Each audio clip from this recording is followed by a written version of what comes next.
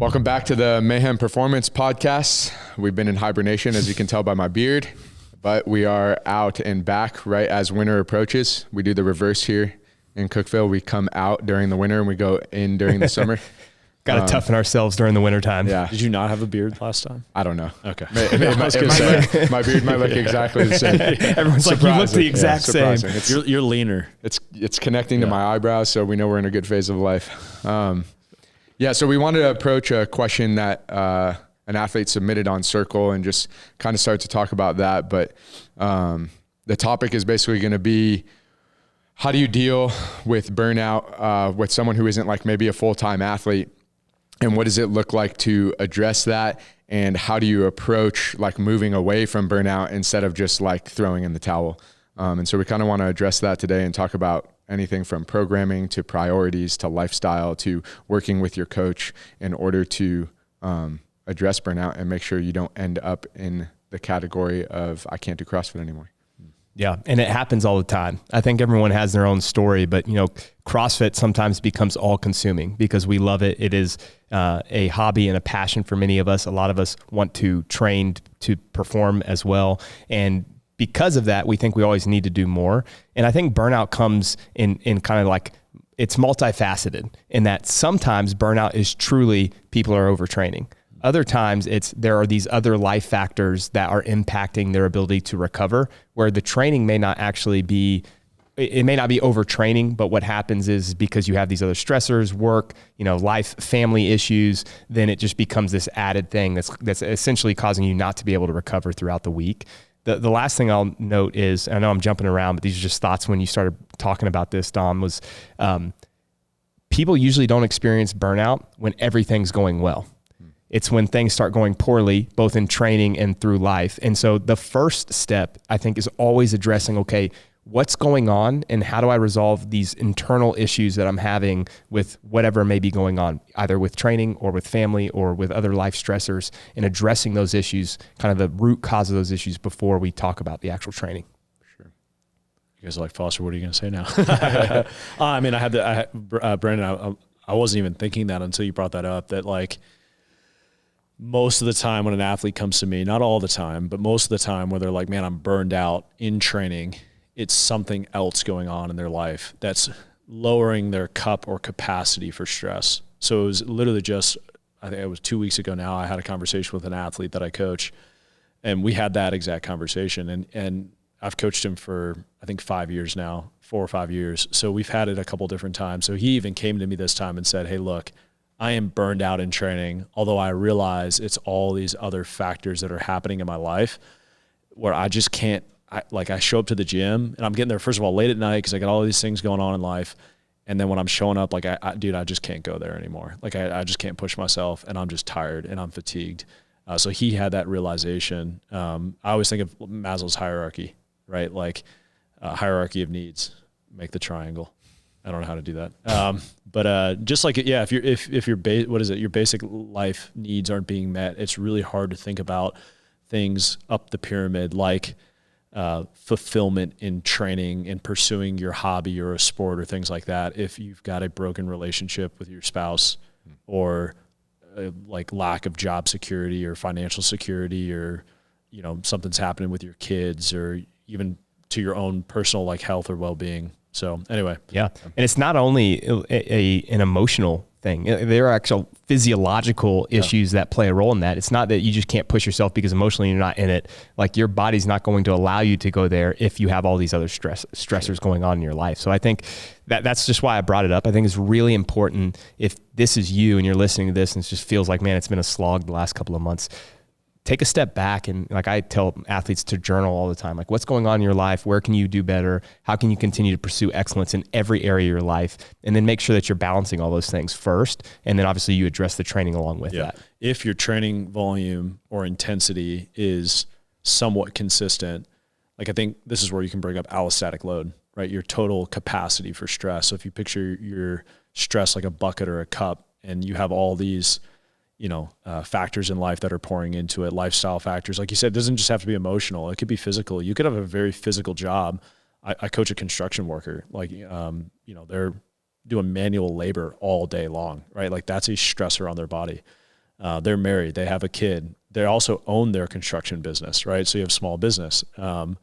Their capacity for stress and training right now is pretty darn small, right? So if they notice, like, let's say I'm keeping volume and intensity consistent within their training, within a training block, and all of a sudden they're like, I'm burned out. I think that's a good thing to take a step back and go, wait, did something else change in another area of my life? Am I dealing with something, whether it's emotional or even physical? It's us basically saying, don't look to training first necessarily all the time. Yeah. So I think something I've heard from you before, and I think we may have even talked about it on a podcast, but I think a lot of times, specifically with getting burnt out from training, is like two things happen. Is either A, we have other priorities that are actually our main priorities, but we're training as if like making the CrossFit games is the main priority, but it's actually not. And so that actually stresses us out more. And then two, I think it's like sometimes we try to use our training as a distraction from the stress, and training becomes our therapy, but training is not meant to be therapy, right? It's like something that we do as a portion of our life. And I had a conversation with an athlete recently, and I was like, you really need to define what the purpose of your training is before you show up to the gym. Because if you don't have a defined purpose, then you're just like in here using it almost like the same way people use TikTok and scroll all day, just to like clear their mind for 4 hours if they're training that much, right? And then working in the middle of it. And that is going to burn you out.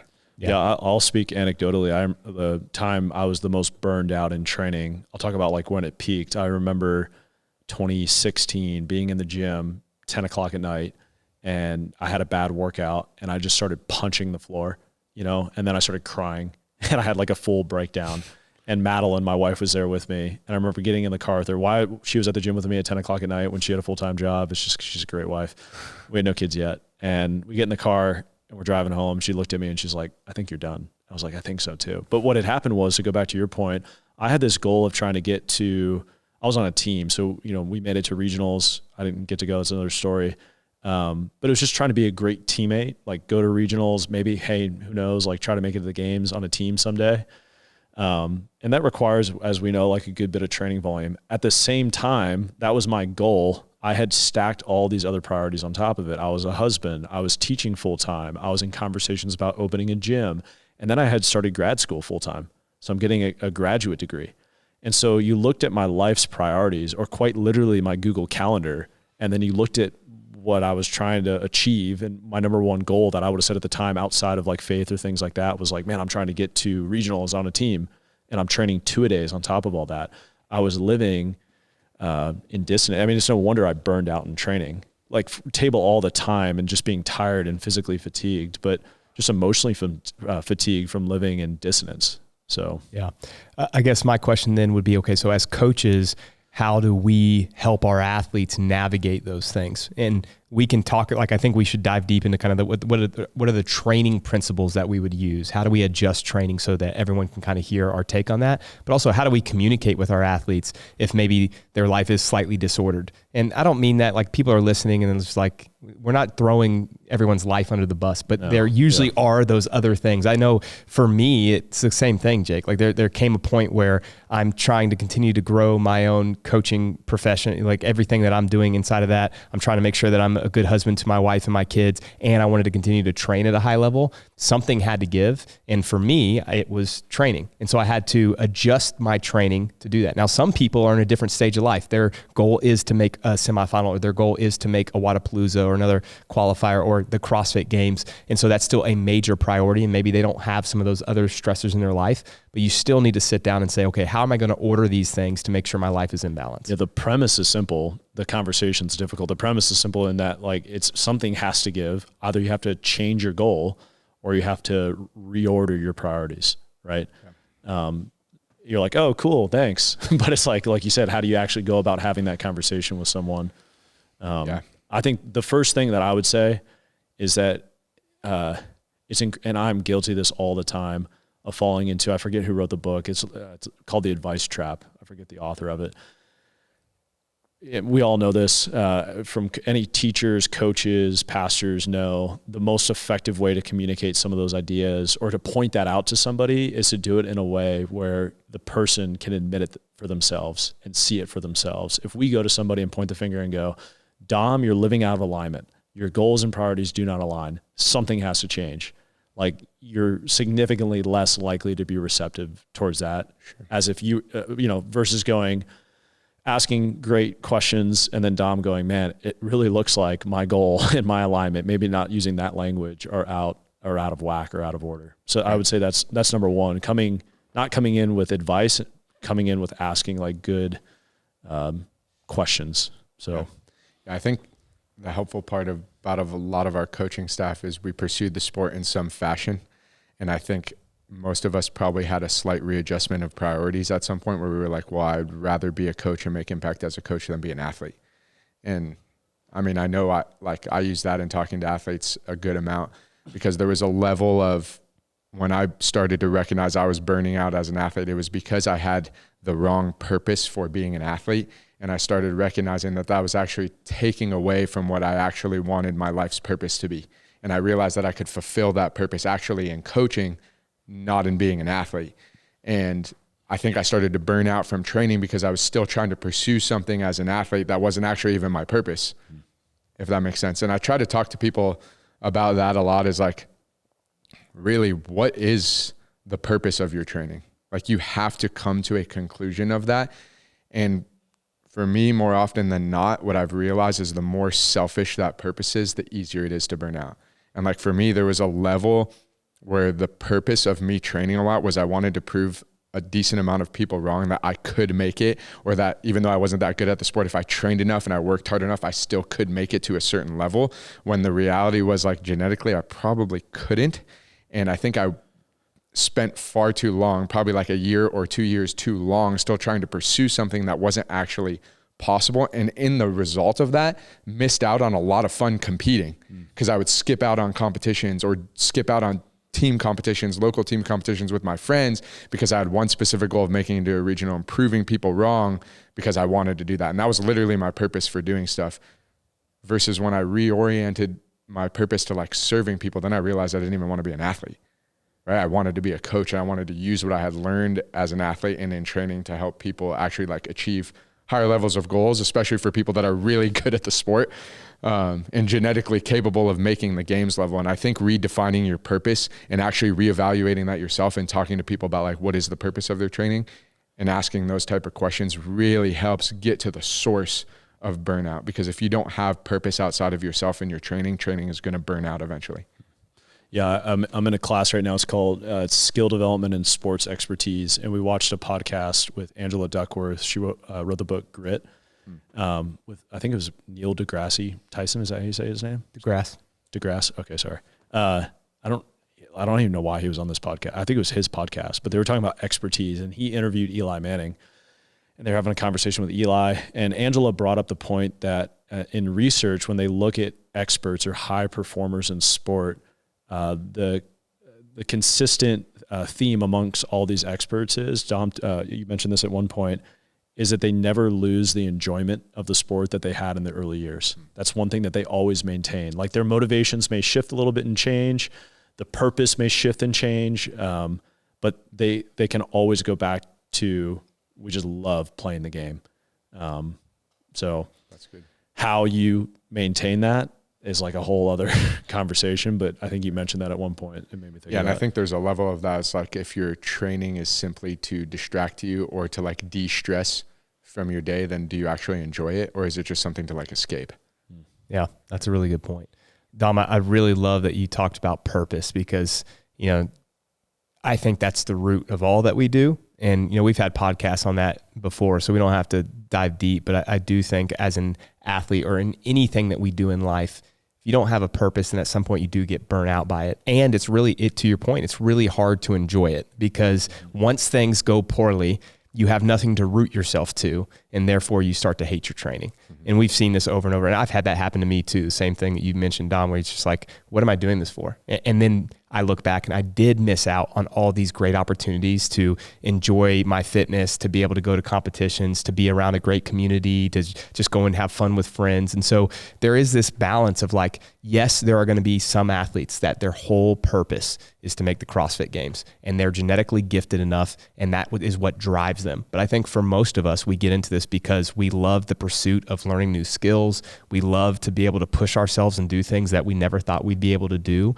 And by rooting yourself in something a little bit different, it gives you that ability to express that joy of like, wow, I just got my first ring muscle up. I just got my first handstand push up. I just did my first RX competition, and enjoy that entire journey, which I know may seem kind of soft for some people. They're like, no, the only thing is making the games. But it's like, if you don't enjoy the journey, you're going to look back in 20 years and you're going to be pretty miserable. Well, there's a real freedom too in what you're saying of going, hey, I'm going to look at my goal. I'm going to look at my priorities. I'm going to look at the things I'm doing in life and what my purpose is and what my commitments are, and getting clarity on that, and then going, and I think you should get very granular and go, okay, well, in order to live with consistency and keep first things first, I can train 5 days a week for 90 minutes or 5 days a week for 60 minutes or whatever that is for you, and then execute that and leave it alone. And there's a freedom that comes with that, because then you get to go, first of all, go still compete, pursue your hobby, pursue your passion, like have fun with it if that's what you enjoy doing.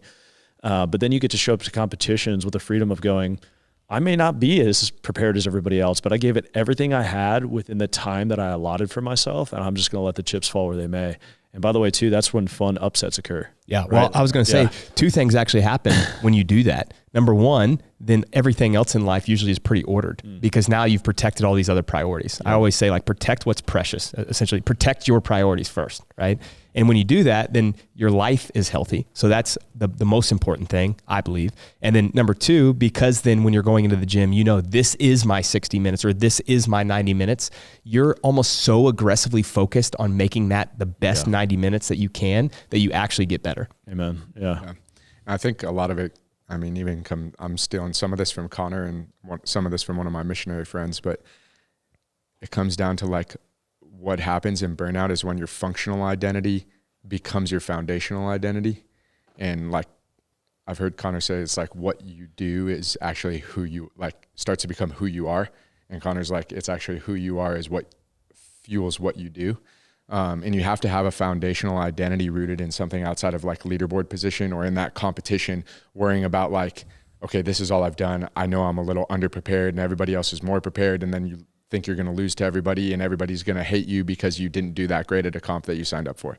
And that's when your functional identity overcomes your foundational identity. You start to think like, all my friends only like me when I'm good at CrossFit. My community is only surrounding me when I'm good at CrossFit.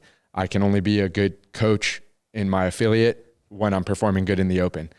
And none of those things are true, but that's what happens when what we do defines who we are. And it really has to be the opposite thing. Like the easiest way to burn out is to put all of your purpose and identity in what you do versus having a foundational identity that allows you to flow out of that, knowing that no matter what the result of something is, you're rooted in something either outside of yourself or in something more than yourself. And that's huge for burnout. Otherwise, because we're going to fail in what we do every single day, right? We're going to fail in competitions. We're going to fail in training.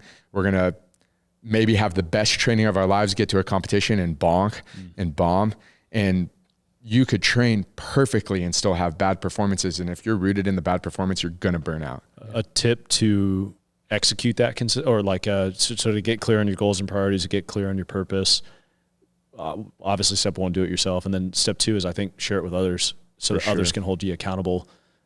Your spouse, one, right? Friends, people who are going to exhort you and push you and challenge you on those things. Coaches. Your coach. I remember I went to Madeline when I was like, hey, I want to try to run a sub 3 hour marathon. You know, it just sounded really fun.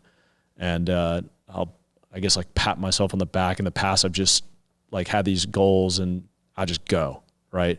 This time I was like, I went to Madeline and I was like, hey, I want to set this as a goal. It's just to provide a purpose for training, something fun to chase and achieve. Like, I'm a competitive guy.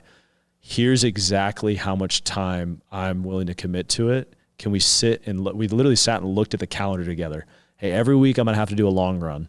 When am I going to do the long run? Yeah. Like, what does that interfere with? And at times, by the way, it's been a point of conversation. I do my long run Sunday morning, and our church at times has mentioned like, hey, we need more people serving. And I'm like, well, I'm running. And I'm like, like, am I living out of alignment? Well, fortunately I found an opportunity to serve Monday night. But like, again, those are those very practical things where I let my wife know, and I told her, hey, if this starts to get out of hand and I'm coming up to you and I'm going, hey, listen, 50 miles a week or 5 days of running is not enough. I need to go up to like 60, 70. Don't let me do it. You know, like hold me accountable with that. So I was going to ask a question unless you had, you asked this before and then we went off on a tangent there, is as coaches though, for either of you guys, if somebody comes up to you and they do say, I'm burned out, and we have this conversation, we realize it's not fixed in one 20, 30-minute conversation. What do you specifically do with their training in the meantime? Yeah, that's good. That's actually where I was going to go next. I think this is kind of the way we can wrap it up, is like give some practical advice on how we actually do this with training. To take one step back, I do think the first step is to have that conversation. And as you're listening to this, for all the athletes, do that deep dive and kind of be a little bit more introspective. Okay, how do I align my life to make sure that training is enriching all the other aspects of my life? And if it does that, then your training usually gets better. As far as what I'm doing, the first step is I will look back at the last 4 to 6 weeks of training, look at the training block. I usually will track contraction volume for an athlete, especially if they're peaking for a competition, to just make sure that I'm keeping it around where I want for the level of competition that they're at. And then I'll look at the amount of intensity they have in their training week. From there, I start making adjustments down or up, depending on what the athlete needs and what their priorities are, to the next couple of training weeks.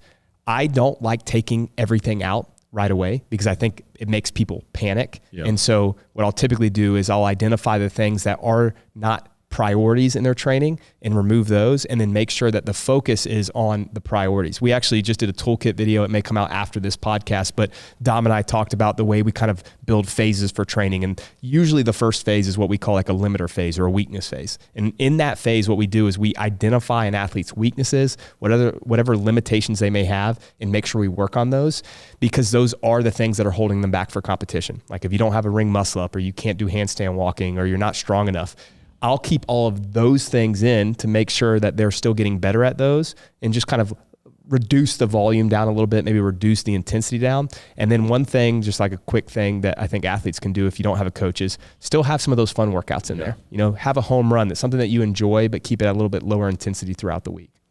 What if it's somebody, Dom, for you, that comes to you and it's like go back to me punching the ground.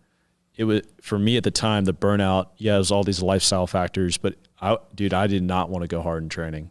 Call me soft, but I was just like, I didn't want to go. What do you do in that situation? I've actually, with a couple athletes in the past, sometimes if they've had a day like that, I've actually like pulled their training out. So I know you said like I don't remove it right away, and I agree with that. Like on the cycle itself, I wouldn't just like completely rewrite a cycle and like pull all their volume out. But let's say that happened on a Wednesday, I'd be like, you have to take the weekend off and go do something outside of the gym for 3 days that has nothing to do with CrossFit, and don't work out, and tell me what you figured out to do.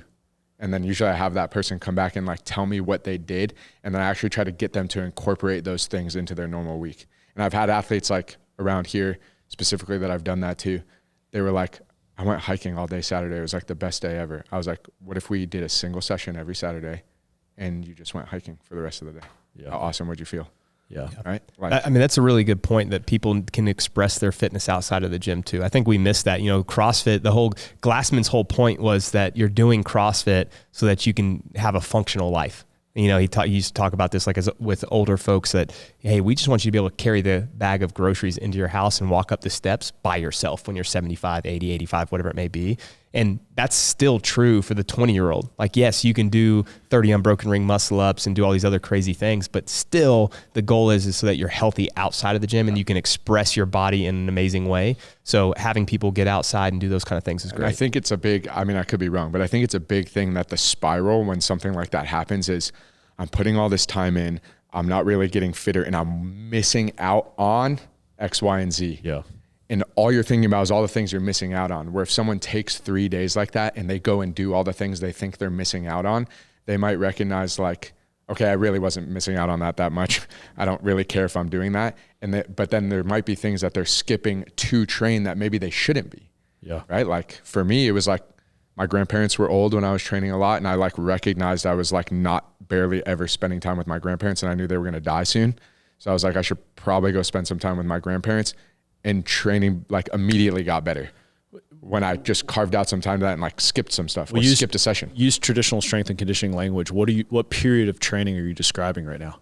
Deload, right? Like yeah. Which, like if you have a coach, you probably have some form of a periodized training plan that incorporates deloads. But I mean, one of the simplest reasons why people burn out, though, that we haven't mentioned yet, that just hit me too, is like people don't rest, right? Yeah. Like they don't have any planned rest throughout the year. Post big competitions, Yeah. like actual time off. Yes. Like 2 to 3 weeks of just kind of doing whatever you want. Yeah, they never allow themselves to get hungry for training again. You know, I think it's healthy to have a period where you back off and you're itching to get back into the gym. That's healthy. Yeah.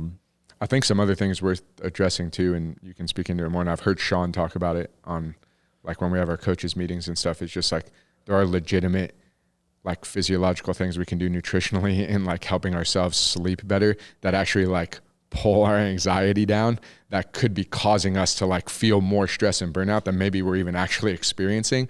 And if we don't address some of those things physiologically, like we could actually get rid of our burnout just by like adding more B vitamins or something. I think was one time he talked about, and I was like, exactly what? And he was like, if your athletes are super deficient in this, they're going to be just anxious people. And I was like, whoa, this is crazy. Like you could address something nutritionally. So it's like worth talking about with a coach and like addressing those things as well, while you also maybe limit volume a little bit and like work through what you're thinking through mentally. Like we can't neglect the fact that how you're eating could play a legitimate role in how you're feeling burnout wise. Yeah. In summary, burnout is multifaceted. Right. Physical, nutritionally, sleep, recovery, emotional, spiritual, right? Yeah. So in terms of bringing it to a coach, I think being 100% transparent with your coach is super important. And hopefully your coach wouldn't get offended by that, and would just be able to either A, reassess programming, or B, just help you walk through it. I think it's okay. Like I think I've done it myself. I'm not afraid to admit, like with higher level athletes, I've probably overprogrammed them and got them to a place where like they feel a little burnt out, and I had to reassess how much volume I'm giving them in a specific season, or if I need to back them off longer or give them a week off outside of whatever plan I had in there.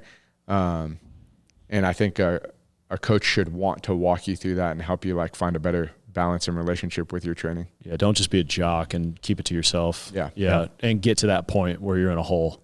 Yeah. You know, I actually had a coach at that time where I was punching the floor, but of course I didn't say a word about it. Right. You know? And sometimes I think we think our coach is going to be like pissed if we can't handle Yeah. a certain amount of volume, or if we change our goals or change our priorities. Usually your coach is going to want to just help you do that. Yeah. Yeah. Our passion is to make sure people get better. Yeah. And so sometimes that means communicating with your coach so that they can actually help you get better. Yeah. If you don't have a coach, I think the last thing I would say is then communicate that with your spouse or, your significant other or friends that you trust, so that you can at least express where you're at and then come up with a plan for how to address Wrong it. answer. You hire one. You hire a coach. And you hire Yeah. a man, performance coaching. Salesperson over here, Jake. Yeah. Yeah. Or hire a coach. Yeah. Cool. Amen. Awesome. All right, guys. We'll see you later.